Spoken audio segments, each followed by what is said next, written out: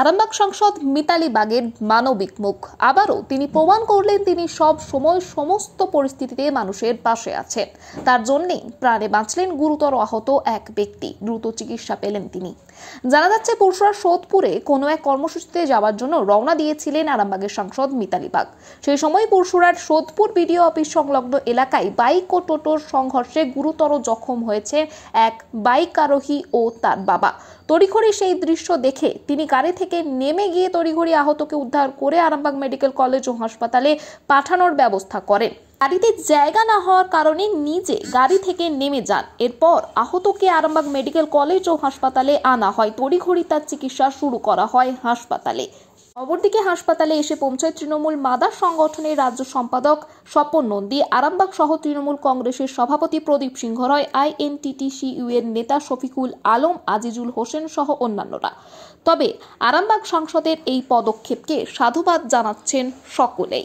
এই বিষয়ে আরো কি জানা যাচ্ছে দেখুন বিস্তারিত 24 আওয়ার্স আরামবাগ রিপোর্ট।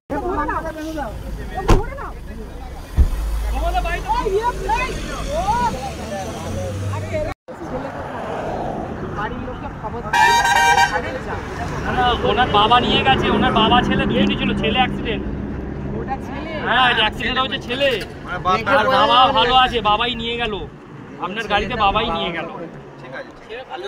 আপনি অনেক হেল্প করেছেন, আপনি ঢুকেছেন না ভিতরে ভিতরে না হ্যাঁ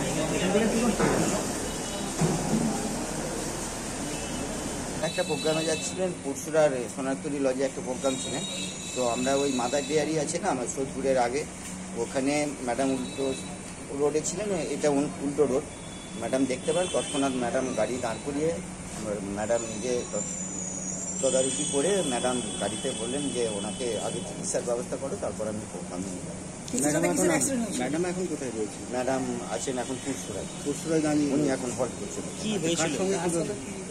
আমরা যেটা শুনলাম যে একটা টোটোর সঙ্গে ওনার নাকি অ্যাক্সিডেন্ট হয়েছে, মোটরসাইকেলে। বাবা ছেলে দুজনই ছিলেন। ছেলের নাম সঞ্জু হাজরা, সোদপুরে বাড়ি। আর ঘটনাটা কোথায় ঘটেছে?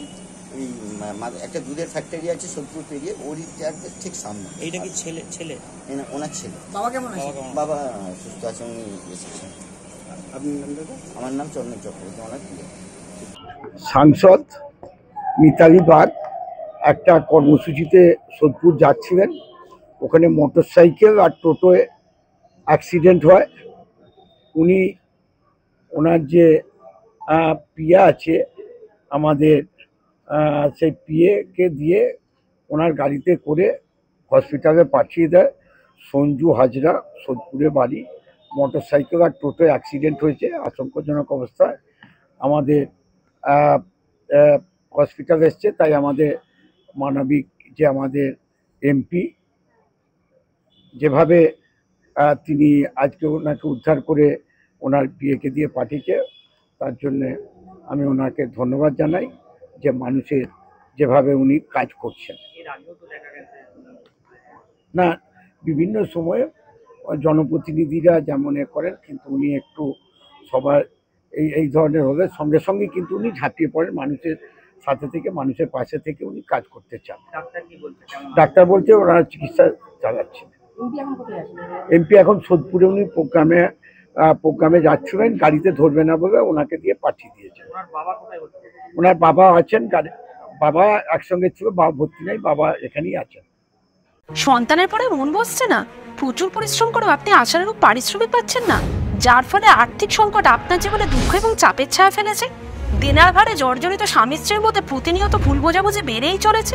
নতুন বাড়ি কিনেছেন, কিন্তু সেই স্বপ্নের বাড়িটা যেন আরো দুর্ভোগ নিয়ে এসেছে আপনার জীবনে। আপনি ভাবছেন সস্তায় পাওয়া বাড়িটা নেওয়াটাই কি সঠিক সিদ্ধান্ত ছিল? এমনই সব দ্বিধাদ্বন্দ্ব এবং জীবনের কঠিন মুহূর্তে আপনাকে সঠিক পথে পরিচালিত করবেন আন্তর্জাতিক খ্যাতিসম্পন্ন স্বর্ণপদক ও স্বর্ণ মুকুট প্রাপ্ত ডক্টর অজয় শাস্ত্রী। তিনি শুধু আপনাকে পথই দেখাবেন না, আপনার জীবনে সত্যিকারের সুখ, শান্তি, ঐশ্বর্য, অর্থ যেন সঠিক সময় আপনার কাছে পৌঁছে দেয়, সেই দায়িত্বও নেবেন।